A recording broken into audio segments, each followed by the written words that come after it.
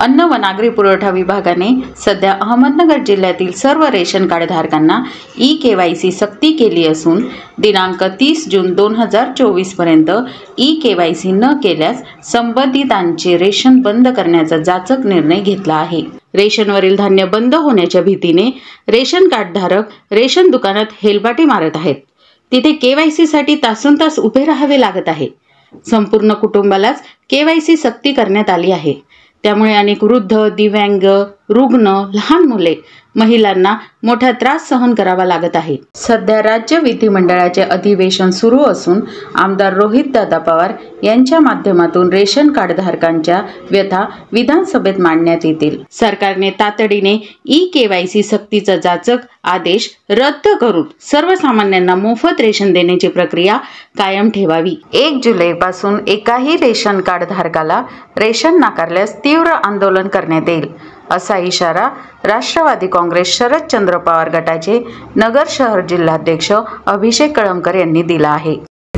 जिल्हाधिकारी कार्यालयावर राष्ट्रवादी काँग्रेस शरदचंद्र पवार पक्षाच्या वतीने आम्ही सर्वजण, सर्व पदाधिकारी, महिला पदाधिकारी, सर्व आमचे ज्येष्ठ असतील, सगळ्यांनी निवासी जिल्हाधिकारी कलेक्टर साहेबांची या ठिकाणी भेट घेतली आहे। विषय असा आहे की रेशन कार्ड धारक जे आहेत त्यांच्यावर जी ई-केवायसीची सक्ती आहे त्याला 30 जून ही तारीख डेडलाईन दिलेली आहे आणि या तारखेमध्ये त्यांनी त्यांचं थंब प्रिंट देऊन त्याच्यामध्ये आधार कार्ड लिंक करून हे सगळे काही जो प्रोसेस आहे हा पूर्ण करावा, असं ह्या गोरगरिबांवर जाचक अटी राज्य शासनाने त्यांचं परिपत्रक काढून त्याच्या राज्य सरकारचा जो अन्न पुरवठा विभाग आहे यांनी या जाचक अटी लावलेल्या आहेत। आणि आपण बघू शकतो की नगरमध्ये सर्व भिंगार शहर असेल, केडगाव असेल, नगर शहर असेल, नागापूर बोलेगाव असेल, त्या संपूर्ण या अहमदनगर शहरामध्ये जेवढे रेशन दुकानं असतील इथं मोठ्या संख्येने सगळे गोरगरीब त्या ठिकाणी लाईनीत उभे आहेत। सर्वांचं जे ई-केवायसीच्या माध्यमातून आपलं आधार कार्ड हे लिंक करून, कारण 1 तारखेपासून 1 जुलैपासून आपल्याला आपलं रेशन कार्ड जर आपण केलं नाही लिंक तर त्याच्यामध्ये रेशन कार्ड जे आहे ते पुस्तक काही तुमचं चालणार नाही, असं स्पष्ट या परिपत्रकामध्ये उल्लेख आहे। या स्पष्ट हे जे सर्वसामान्यांच्या मुळावर या सरकारने हा निर्णय लागू केलेला आहे आणि याच संदर्भामध्ये हे सगळे काही एकतर हा निर्णय, ही सक्ती जी आहे ई-केवायसीची ही रद्द व्हावी, अन्यथा याच्या संदर्भामध्ये जर ही व्यवस्था याच्यामध्ये मुदतवाढ द्यावी, याच निमित्ताने आम्ही इथं आलो होतो। निराधार लोक असतील, ज्येष्ठ नागरिक असतील, गोरगरीब असतील, याच्यासाठी हा सगळा जो विषय आहे हा त्यांच्यासाठी अडीअडचणीचा ठरतोय। बऱ्याच जणांना तिथं अक्षरशः त्यांना उद्धट प्रकारची भाषा वापरली जाते। त्याच्यामध्ये त्यांना त्यांचं रेशन कार्ड फेकून दिलेली घटना देखील समोर आलेली आहे। तर आमचं एवढंच म्हणणं आहे, याच्यामध्ये गोरगरिबांवर अन्याय झाला नाही पाहिजे। राज्य सरकारला जसं त्यांनी आरक्षणाच्या संदर्भामध्ये सर्वेक्षणासाठी राज्य सरकारचे कर्मचारी नेमले होते, तसेच गोरगरिबांच्या घरी जाऊन त्यांनी हा सर्व केवायसी काय त्यांची ई-केवायसी करायची असेल, त्यांना लिंक करून घ्यायचं असेल, कारण गरीब जनता यांना ह्या सगळ्या काही गोष्टी माहिती नसतात। बरेच जण पेपर वाचत नसतात, बरेच जण निर्णय कसा लागू झालाय फक्त त्यांना एक माहिती आहे की 30 जूनला आपल्याला ही मुदत आहे, याच्यामध्ये ही मुदत संपल्यानंतर आपल्या रेशन कार्डचा काही उपयोग राहणार नाही।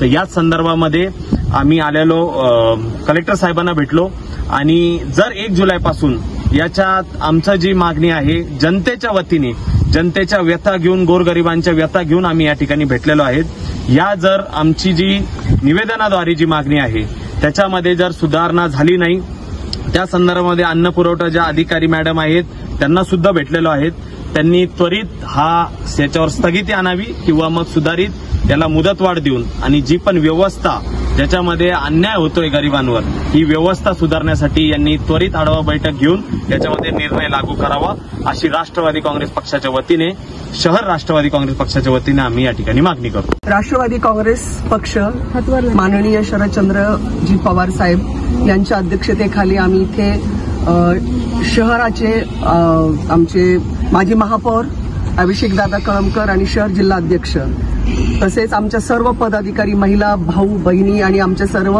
लाभार्थी इथे आज आम्ही कलेक्टर ऑफिसला आलेलो असताना आम्ही जे काही EKYCचं फेस करतोय गेल्या 3 दिवसापासून हे व्हायरल होतंय. काहींना पोचलंय, काहींना नाही पोचलंय. आणि ज्या वेळेला त्या रॅशनच्या दुकानावर आम्ही जेव्हा जातो तर तिथे ते बाद होतं, ती मशीन सर्व्हर डाऊन होतं, ते तुमचे अंगठे तिथं ठसे उमटत नाहीत.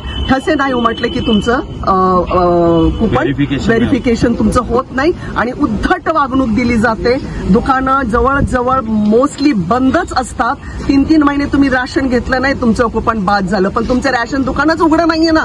त्यांनी किती चक्रा मारायच्या तिथे. दुसरी गोष्ट की या रॅशन दुकानावर ज्या वेळेला सकाळी 9 वाजल्यापासून तर संध्याकाळच्या 6 वाजेपर्यंत अफाट तिथे गर्दी होते, तरी एक 10 ते 15 सर्व्हरवर त्यांचं ते अंगठे घेतात किंवा ते बाद होतात. बाकीच्यांनी काय करायचं अशा वेळेला. तर आमचं एकच म्हणणं आहे, आज आम्ही इथे जे निवेदन घेऊन आलेलो आहेत माननीय कलेक्टर साहेबांकडे, त्याच्यानंतर आम्ही इथे महिला अधिकारी फूडच्या त्यांच्याकडे आम्ही आलेलो आहोत. आमचं एकच म्हणणं आहे, EKYCचं हे जे काही नाटक चाललेलं आहे सरकारचं, हे त्वरित बंद झालं पाहिजे. अन्यथा याच्यानंतर 1 तारखेनंतर आम्ही तीव्र उपोषणाला बसणार आहोत. कारण हे कुठेही अजूनपर्यंत पोहोचलेलं नाहीये. काहींच्या मुली शिक्षण घेत आहेत, काहींचे मुलं नोकरी करतायत, ते हजर होऊ शकत नाही तिथे. ते हजर नाही तर तुमचं कुपन बंद. माझी नम्र विनंती आहे सरकारला, मोदी सरकार आम्हाला अन्न त्यांच्या घरातून देत नाही. हे आमच्या हक्काचं आहे, ते आम्हाला मिळायला पाहिजे. जय हिंद, जय महाराष्ट्र.